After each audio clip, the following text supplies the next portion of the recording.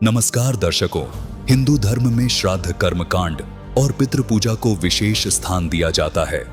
लोगों में प्रचलित मान्यताओं के अनुसार ऐसा माना जाता है कि श्राद्ध समय में पृथ्वी लोक में पितरों के लिए भोजन और जल अर्पित करने से उनकी स्वर्ग लोक में तृप्ति होती है। एक समय की बात है जब ऐसा ही कर्मकांड 600 वर्ष पूर्व के पंडित काशी शहर की गंगा दरिया में कर रहे थे। वहां तट पर खड़े कबीर साहिब जी भी उस दृश्य को देख रहे थे। जैसा कि कबीर साहिब जी ने अपने दोहों और लोकोक्तियों के माध्यम से अंधविश्वास और पाखंडवाद पर गहरी चोट दी है, इसी प्रकार से उस समय भी कबीर साहिब जी ने पंडितों के इस भ्रम को तोड़ने के लिए आगे क्या प्रतिक्रिया की और कैसी थी उनकी वो अद्भुत लीला, जानने के लिए देखिए उस समय के पुरातन दृश्य को फिर साक्षात करती हुई ये 2D एनिमेशन वीडियो। एक समय कबीर साहब सुबह के समय गंगा घाट पर चले गए। वहां ब्राह्मण लोग सूर्य के सामने मुख करके गंगा जल हाथ में लेकर मंत्रों का उच्चारण करते हुए जल सूर्य को अर्पित कर रहे थे। कबीर साहब जी उन ब्राह्मणों को ये सब करते देख रहे थे। थोड़ी देर बाद कबीर साहब घुटनों पानी तक गंगा नदी में जाकर अपने दोनों हाथों से किनारे पर जोर जोर से पानी फेंकने लगे। ब्राह्मणों ने देखा कि ये कबीर ऐसा क्या कर रहा है। उन्होंने कबीर साहब जी से पूछा, हे कबीर, तू ये क्या कर रहा है? हे ब्राह्मण, मैंने आपसे नहीं पूछा कि आप क्या कर रहे थे, तो फिर आप मुझसे क्यों पूछ रहे हो कि मैं क्या कर रहा हूं?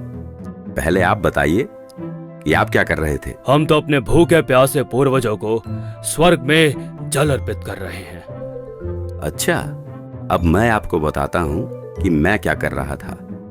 दरअसल मैंने अपनी झोपड़ी के आगे एक छोटी सी बगीची लगा रखी है। मैं उसे सींच रहा हूं।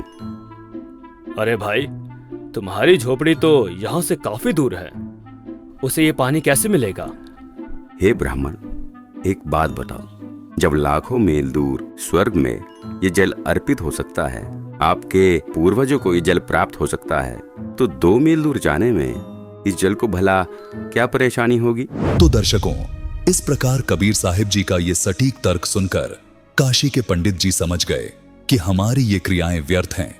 कबीर साहिब जी ने उन्हें यहाँ ये भी समझाया कि आप एक ओर तो कह रहे हैं कि आपके पितर स्वर्ग में हैं, दूसरी ओर कह रहे हैं उनको पीने का पानी नहीं मिल रहा, उनको सूर्य को अर्घ देकर जल पार्सल करते हैं।